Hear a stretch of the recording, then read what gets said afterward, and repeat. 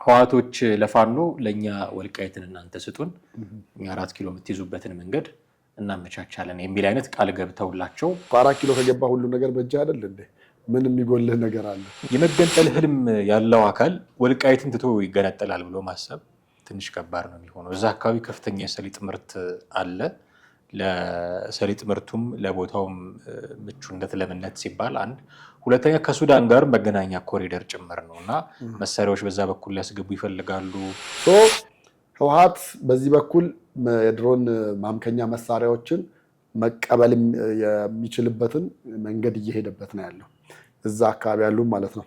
ታደሰ ወረደ ለምን እዚህ አዲስ አበባ መጣ ብለህ ብትል ደግሞ መነሻው አሁን የኤፈርት ምናምን የምንበለው ከዛ በኋላ ግን ይዘዋቸው የመጡት አጀንዳዎች አንደኛው የዚህ ነዳጅ እዛ አካባቢ ጥረት አለ ምናምን እየተባለ ስለሆነ ወልቃይትን ሰጡርና 4 ኪሎ እንስጣችሁ የሚል ማባቢያ ውስጥ ከገቡ ማስፈጸም የፈለጉት በእርግጥም አንድ መቼም አጃጃላቸው ምንም ማራቸው ግን በራሳቸው በኩል ማስፈጸም የፈለጉት ነገር ይኖራል። ግን እንደዛም ሆኖ ነው የምልህ እንደዛም ሆኖ ታደሰ ወረደ ላይ እምነት ስለሌለ 3 ሰዎች ከህወሓት ለሰፋ ጭምር አብረው እንዲመጡ ተደርጓል።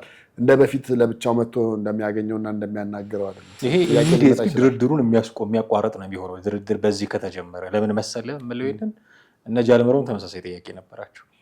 መንግስትን ኦሮሚያ ክልል ውስጥ የሚል ጥያቄ ነበር። ሙሉ ለሙሉ መንግስት መሆንና የተወሰነ የስልጣን ተዋረድ ኖሮ በዛ በስልጣን ተዋረድ ውስጥ እንካተት አንድ ነገር ነው።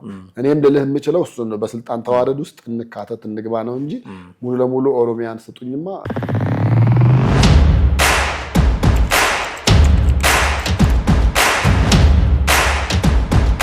ሰላም እንዴት አላችሁ? ውድ ቤተሰቦቻችን ዘኢትዮጵያን እየተከታተላችሁ ነው። ቴድሮስ ካሳና ማደግፋ በወቅታዊ ፕሮግራማችን ዳግም ወደ እናንተ መተናል። በዛሬው ፕሮግራማችን ወልቃይት ህወሓትና ፋኖን የሚመለከቱ ጉዳዮችን እናነሳለን።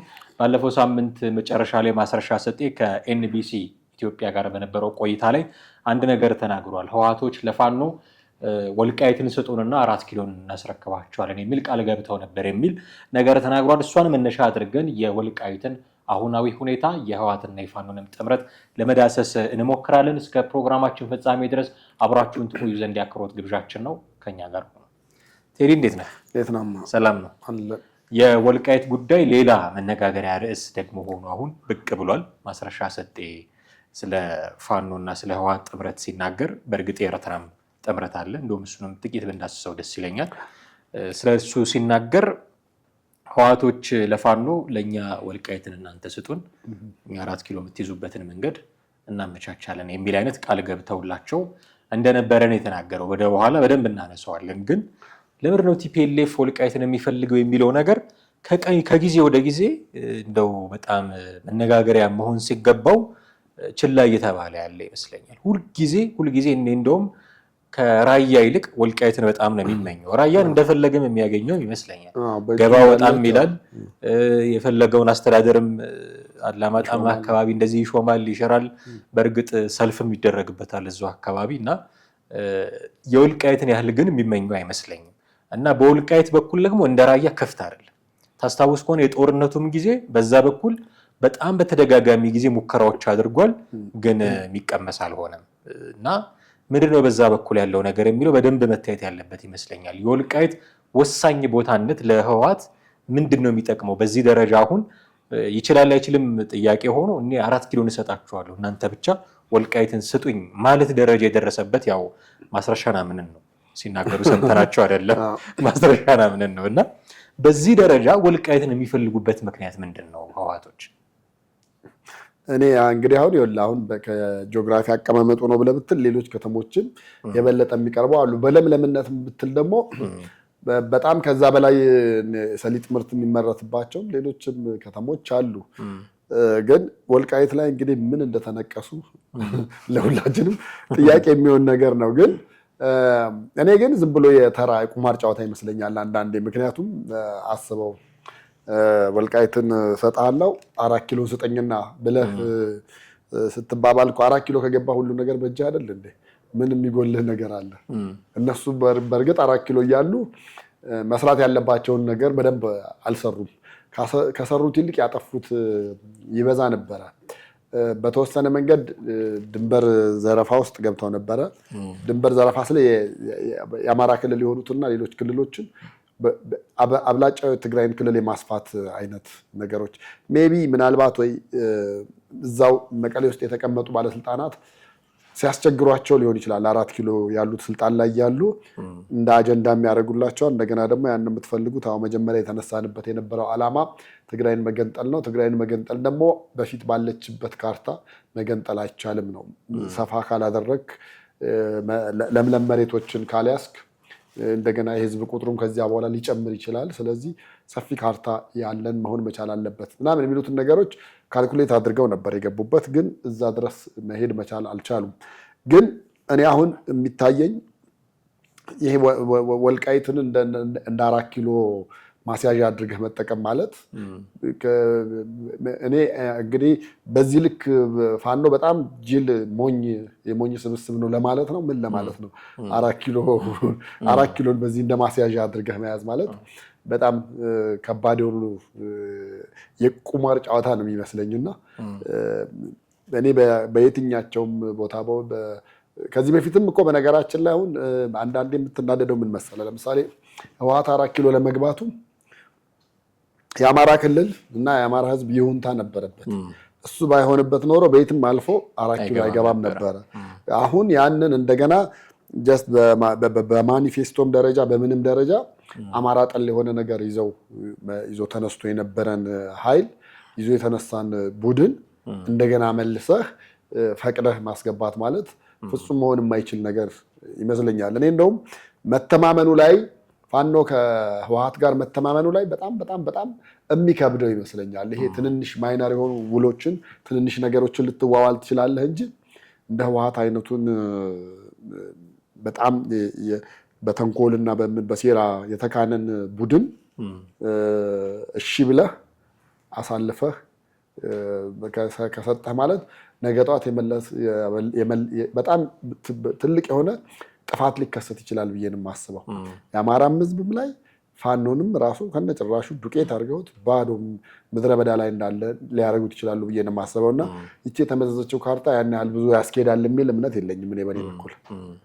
የ4 ኪሎንና የወልቃይትን ልውውጥ እንመለስበታለን። ግን እንደው የመገንጠል ህልም ያላቸው ሰዎች እንዳሉ ታውቃለህ መቼም። በቅርቡም ክንፈዳኛው ይህን ነገር ሲናገሩ ነበርና የመገንጠል ህልም ያለው አካል ወልቃይትን ትቶ ይገነጠላል ብሎ ማሰብ ትንሽ ከባድ ነው የሚሆነው። እዛ አካባቢ ከፍተኛ የሰሊጥ ምርት አለ።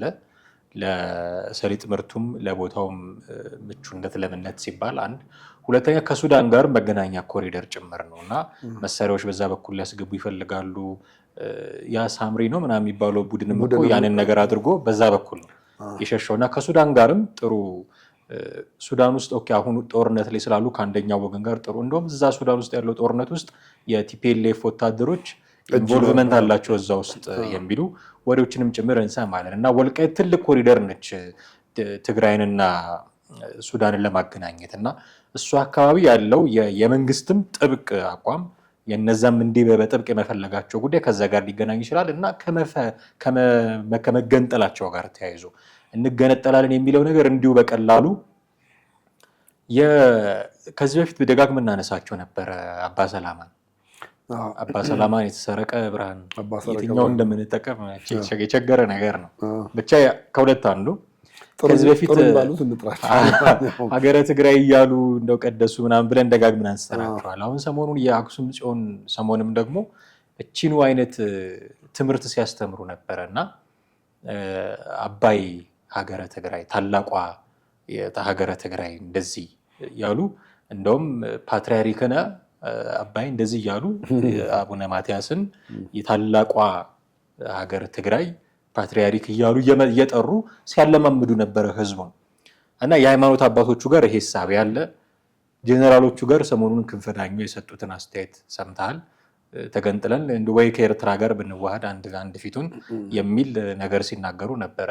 እሱን አምኖ ተገንጥሎ ከኤርትራ ጋር የሚዋሃድ ሰው ካለ በሜቴክ ደረጃ የበላውን ገንዘብ በኤፈርት ደረጃ በልቶ እስኪያሳያቸው ድረስ ዝም ብሎ ሊሆን አላውቅም እና ግን ፖለቲከኞቹም ይብን ፖለቲከኞቹም ጋር ጭምር ይሄ አይነት ፍላጎት አለ እና በእርግጥም እነዚህ ሰዎች ትግራይን መገንጠል ገንጥሎም ከኤርትራ ጋር የማዋሃድ እኔ እሱ ይሳካላቸዋል ብዬ አላስብም። ከኤርትራ ጋር ይዋሃዳሉ ብዬ አላስብም። ግን እንደ የመገንጠል ሀሳብ ካላቸው ወልቃይትን ትተው የሚገነጠሉ ሰዎች አይደሉም። ወልቃይትን እንደውም እንዳይሰጧቸው እንደመያዝ የለባቸውም እነዚህ ሰዎች አሁን ባለው ሁኔታ የሚባለው እንዳይገነጠሉም ጭምር ነው። አሁን አንድ እኔ ስሙን አላውቀውም፣ ባቆም እውነቱን ለመናገር አልጠራም። ሰሞኑን ቲክቶክ ላይ መጥቶልኝ እያየሁት ነበር። አማራ ቢገነጠል እቺ ሀገር ምንም አትሆንም ማለት ትኖራለች። ኤርትራም ተገንጥላ ኖራለች። አሁን ኤርትራ ተገንጥላ የኖረችው ኑረት ኢትዮጵያ ኑረት ነው ወይ ጥያቄ ማንሳት አለብን። ወደብ አሁን እንደገና እንደ አዲስ ጦርነት ውስጥ ሊያስገባ የሚችል የወደብ ጥያቄ እያነሳ ነው እና ኤርትራም ተገንጥላ ኖራለች። አማራም ቢገነጠል እንኖራለን፣ ትግራይም ቢገነጠል እንኖራለን፣ ኦሮሞ ቢገነጠል ግን እቺ ሀገር አትሆንም እያለ ሲያወራ ነበር። እንዳልኩ ስሙን እንኳን አላወቅኩት። እንዲህ አይነት እሳቤ የሚያስቡ ሰዎች አሉ። በየብሔራቸው አጥር ኢትዮጵያን አይተዋት ስለመገንጠል የሚያስቡ ሰዎች ማለት ነው። እንዲህ አይነት እሳቤ የሚያስቡ ሰዎች አሁን አማራ ክልል ውስጥ መፈጠር ጀምሯል። በነገራችን ላይ ዋይናት ልንገነጠል እንችላለን፣ እስከ መቼ ነው አብረን የምንቆየው የሚል ሶስቱ ብሔሮች ውስጥ ያሉት ራሳቸውን ልሂቅ ነን ብለው የሚጠሩ ሰዎች የመገንጠል አጀንዳ ባገኙት ጊዜ ሁሉ የሚያራግቡ የሚያቀነቅኑ። አሁን የትግራይም ጉዳይ ተመሳሳይ ነው የሚሆነው። እነሱ ውስጥም ያሉ ሰዎች ይህንን የመገንጠል ጉዳይ ማራገባቸውን የሚቀጥሉና በእርግጥም የሚፈልጉት እሱን ከሆነ ወልቃይትን ትተው አይገነጠሉ። ስለዚህ ወልቃይትን በዚህ ደረጃ ቢፈልጉት ብዙ እንደው ምክንያት አላቸው ልንል እንችላለን። ተገቢ ነው ተገቢ አይደለም ምክንያቱ የሚለው ሆኖ ግን ወልቃይትን ሰጡንና 4 ኪሎ ልንሰጣችኋለን ማለት ምን አይነት ንግግር ነው? 4 ኪሎ ከቀለላቸው ወልቃይት እንዴት ከበዳቸው? እኔ 4 ኪሎን አሳልፎ የሚሰጥ አካል ያንን የማድረግ እምቅ አቅም ችሎታ አለኝ የሚል አካል ወልቃይት እንዴት ከበደው? 4 ኪሎ በጣም ብዙ ኪሎ ሜትር ነው የሚወስዳቸው። 4 ኪሎ ሜትር አይደለም እንደስሙ። ወልቃይት ቅርባቸው ነው፣ ድንበር ላይ ነው ከአማራ ጋር ያለውና እሱን ማድረግ ሳትችል 4 ኪሎ አስገባሃለሁ የሚል ቃል የምትገባው ማንን ነው የምታሞኘው? ቅድም አንተ እንዳልከው እያጃጃሏቸው ነው ካላልከ በስተቀር ማንን ነው የምታሞኘው? ከዚህ በፊት አንስተናቸው ይሆን አላውቅም። ኢንጂነር ይልቃል ጌትነት አሁን እንደ ድሮ አይደለም። የመንግስትን ተዋግተህ የሆነ ቦታ ይዘህ የምታስለቅቅበት አይደለም። ከፍተኛውን የቴክኖሎጂ አቅም አለው፣ ሊያጠፋ ይችላል። ይሄ ለፋኖ ብቻ አይደለም ለቲፒኤልኤፍም ይሰራል። በዚህ መንገድ አንተ እንዳልከው ደግሞ የአማራው ህዝብ ፈቅዶለት ነው ያን የሚገባው። አሁን ይፈቅድለታል ወይ? እና ያደረገውን ሁሉ ካደረገ በኋላ ወልዲያን 4 ወር ይዟት ምን እንደሆነች እናስታውሳለን። ጭና ብለው ጭፍራ እንደዚህ እያሉ እያልገቡ እንደውም ፕሮፌሰር በለጠ ሞላ ጄኖሳይድ ተፈጽሞብናል እኮ ጭና ላይ ምናምን እያሉ ሲያወሩ ነበር። እንዲህ ካደረገ በኋላ አሁን መጥቼ 4 ኪሎ ለግባቢል የሚሆን አይደለም፣ ከባድ ነው። ይሄንን ከባዱን ነገር መጥቶ ደግሞ እንደሚያስተዳድር አይችልም። ታውቃለህ አሁን የኢትዮጵያ ህዝብ ህወሓት ያስተዳድርህ ቢባል ምን አይነት ሪያክሽን ሊኖረው እንደሚችል አስበው። ስለዚህ ሊያደርገው የሚችለው ነገር አለም፣ ከባድ ነው። ከባዱን ነገር ማድረግ እችላለሁ ያለን አካል እንዴት አምነ ወልቃይትን ልስጥህና 4 ኪሎን ስጠኝ አይነት ጨዋታ ውስጥ ትገባለህ? እና የፋኖና የቲፒኤልኤፍ ጥምረት አንተ በገለጽከው ቃል በገልጸው ይሻላል የማጃጃል አይነት እንቅስቃሴ ካልሆነ ከባድ ነውና ያኛው አይከብድም ወይ? ወልቃይትን ከመስጠት 4 ኪሎ መስጠት አይከብድም ወይ? እነሱ ይኸውልህ አሁን እኔ ህወሓት ወደ ስልጣን ለመምጣት ወይ ደግሞ ወደ 4 ኪሎ ለመምጣት የምንም አይነት ነገር ብትጠይቀው ላድርግልህ ከማለት ወደኋላ አይልም። ማንኛውንም ነገር አሁን በጣም በብዙ አይነት መንገድ ነው እየተሞከረ ያለው። የታደሰ ወረደ ጉዞ ጋርም በተያያዘ ብዙዎቹ የሚነሳው ነገር ይሄ ነው። ወደ አዲስ አበባ መጡ ምናምን የተባለበት ምክንያት አሁን ኤፈርትን ለማስለቀቅ ነው ምናምን ይላሉ። ግን ሌሎችም ነገሮች እሷ ታፔላዋ ነች። ምንም ያው ተለቀቀላቸው እኮ ኤፈርት እንግዲህ አሁን እኮ ግን ከዛ በዘለለ አሁን ያነሳኸው አለ ሱዳንና ደቡብ ሱዳን መካከል የሚኖሩትን እያንዳንዱ ነገር የህወሓት ምናልባት በፐርሰንቱ ሊያንስ ይችላል እንጂ የህወሓትም እጅ አለበት። ፐርሰንቱ ሊያንስ ይችላል፣ ተጽዕኖ ፈጣሪነቱ እዛ ጋር ያለው እንጂ ሊያንስ ይችላል። ለምሳሌ ስልጣን ላይ ያለ አድራጊ ፈጣሪው እሱ ነበረ። ሁለቱን ሱዳኖች የሚያወያየው ስዩም መስፍን ነበረ ሸራተን። ካወያየ በኋላ እኮ ምንድን ነበር የሚላቸው መጨረሻ ላይ ቀን አወያይቶ ማታ የተለያየ ሆቴል እራት እንዲበሉ ያደርግና እነዚህ ስለእናንተ እኮ ሌላ መሳሪያ እየሰበሰቡ እየገዙ ነው፣ ለምንድን ነው መሳሪያ የማገዙት?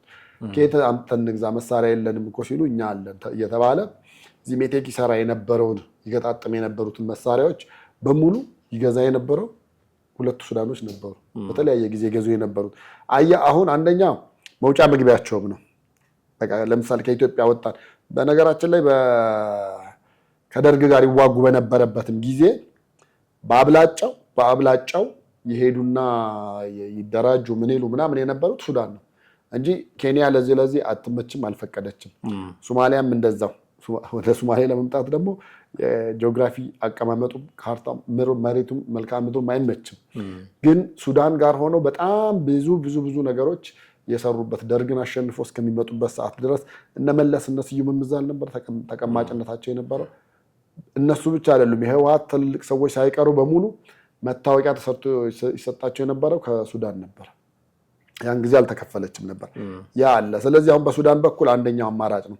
ሁለተኛ በኤርትራና ከግብጽ ጋር የሚኖሩትን ነገሮች ነው። ግብጽ ያው ኤርትራ ከኢትዮጵያ ጋር ያላትን ቁርሾ ምክንያት በማድረግ ገብታ የራሷን ዓላማ ለማስፈጸም ጥረት እያደረገች ነው። ህወሓት በዚህ በኩል የድሮን ማምከኛ መሳሪያዎችን መቀበል የሚችልበትን መንገድ እየሄደበት ነው ያለው፣ እዛ አካባቢ ያሉ ማለት ነው። ታደሰ ወረደ ለምን እዚህ አዲስ አበባ መጣ ብለህ ብትል ደግሞ መነሻው አሁን የኤፈርት ምናምን የምንበለው ከዛ በኋላ ግን ይዘዋቸው የመጡት አጀንዳዎች አንደኛው የዚህ ነዳጅ እዛ አካባቢ ጥረት አለ ምናምን እየተባለ ስለሆነ የነዳጅና ተከበናል ብሏል እኮ ብራዚል። አንደኛው እሱ ነው። ሁለተኛው ደግሞ በጀት ይጨመርልን ነው። በጀት እኔ እንደማንኛውም ክልል ያው አንደኛ በጀት ሲመደብ የህዝቡ የሚኖረው የህዝቡ ቁጥሩን ምናምን ነገር ታሳቢ አድርገህ ነው። ከዛ በላይ አሁን ትግራይ ውስጥ የመሬት በጣም ዋጋው ተወዷል እየተባለ ነው። ያንን ጨረታ በሊዝ የሚወጡትን በሙሉ የክልሉ መንግስት ሰበሰበ ብትልም ግን ዞሮ ወደ ህወሓት ካዝና ነው እየገባ ያለው።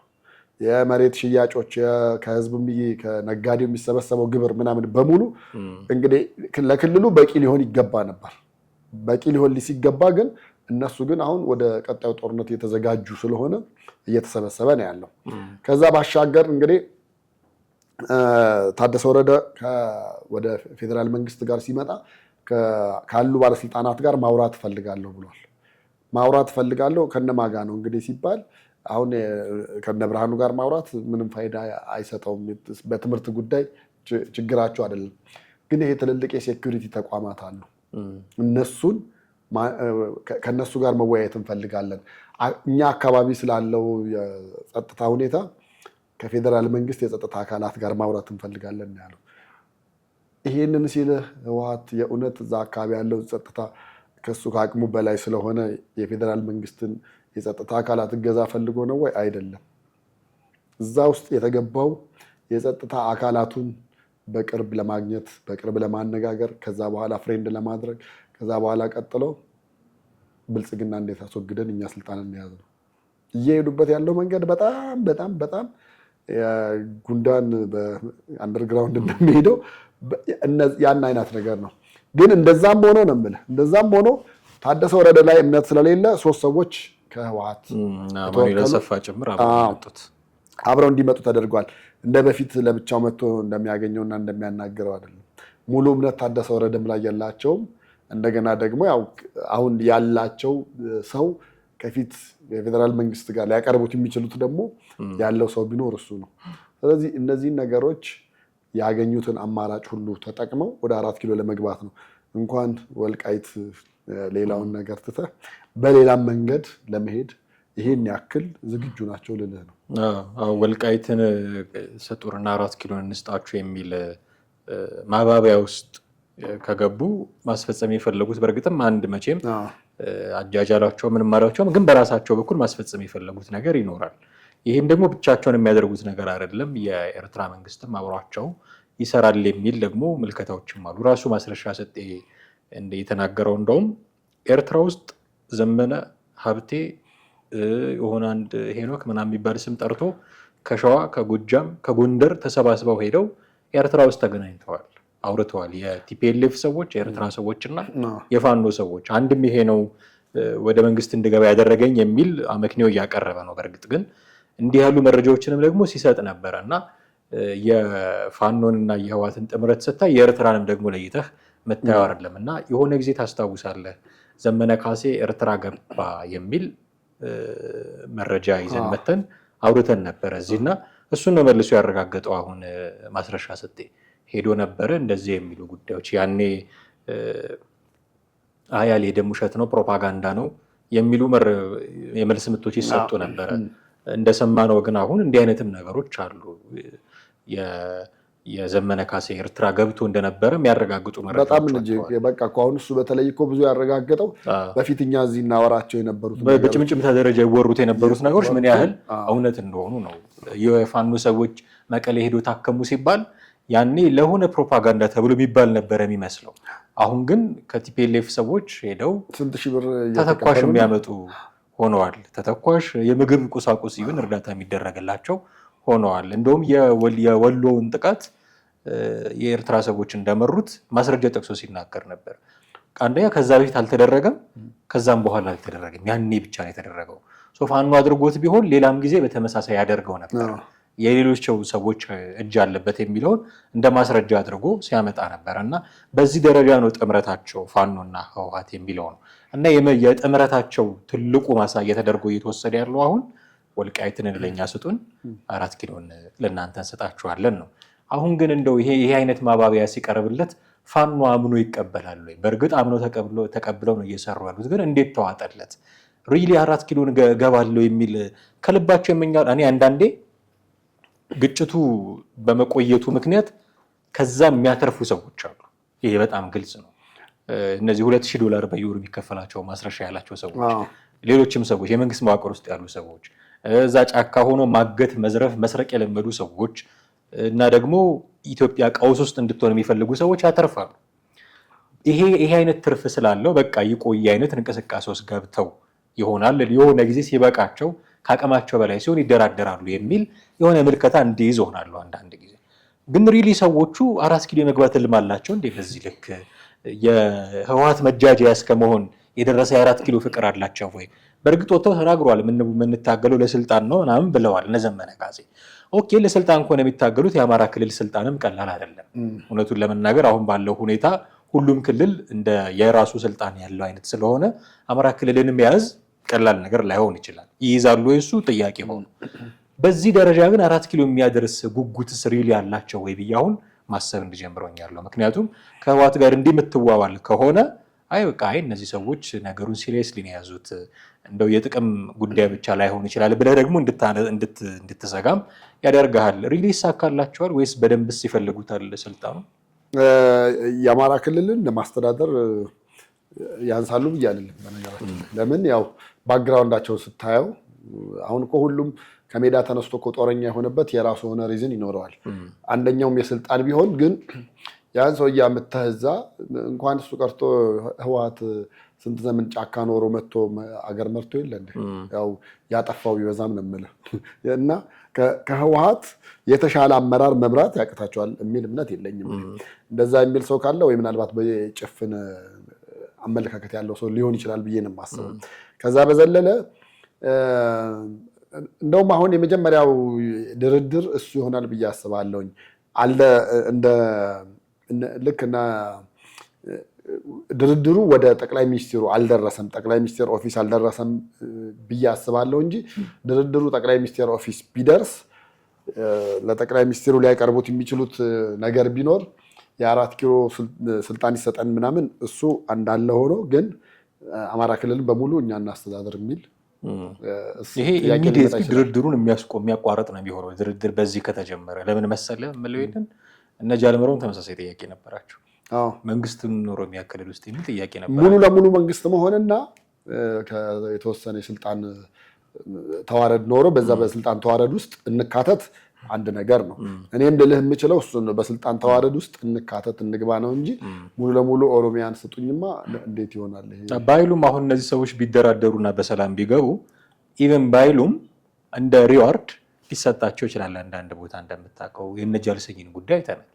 የሆኑ ቦታዎች ወሳኝ ሰዎች ሊደረጉ ይችሉ ይሆናል አላቅም። ግን የመንግስት ስልጣን ይገባኛል ብለው ከተከራከሩ ኢሚዲየትሊ ድርድሩ ይቆማል። ምክንያቱም ይህንን ስልጣን ያገኘነው በህዝብ ይሁንታ ነው የሚል የማይናወጽ አቋም አለው መንግስት።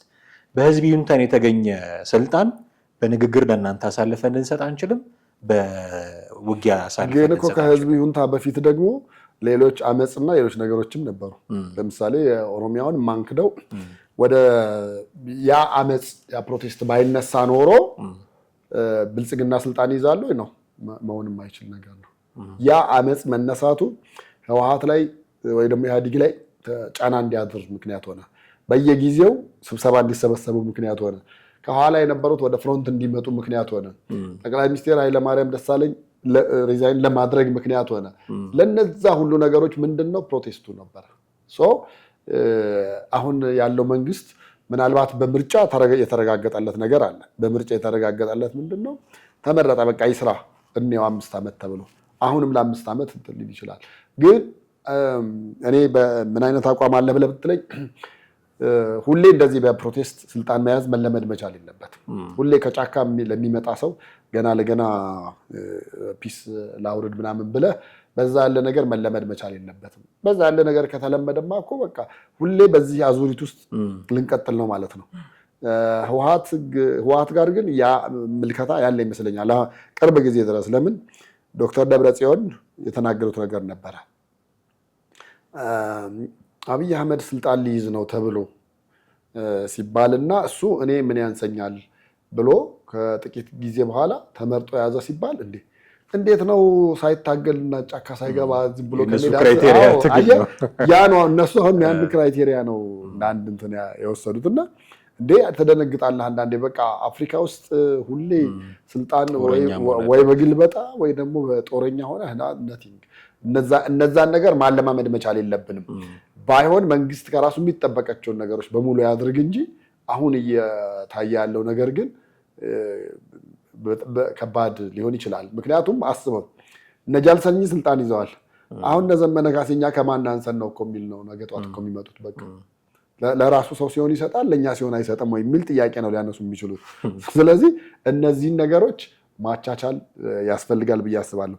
ከዛ በዘለለ 4 ኪሎ ለመግባት ማድረግ ያለባቸውን ነገር ሁሉ ሊያደርጉ ይችሉ ይሆናል። በእርግጥ አሁን እኔ በእርግጠኝነት ለመናገር 40-30 ይሆናሉ አመራር ውስጥ ሆነው የሁሉም ፋኖ የሸዋውንም የጎጃሙንም የጎንደሩንም የወሎውንም ምናምን ብታይ አመራሮቹ 40-50 ይሞላሉ። አሁን እነሱን ወስደህ በአማራ ክልል በተለያዩ ቦታዎች ላይ እንደው በቃ አመራር ቦታ ይሰጥ ይባላል። የዞንም የወረዳም ዝም ብለህ ቢደረጉ ቁጥራቸው ያን ያህል ብዙ ሆነው ብዙ ያስቸግራሉ ምናምን የሚል እሳቤና ግምት የለኝም።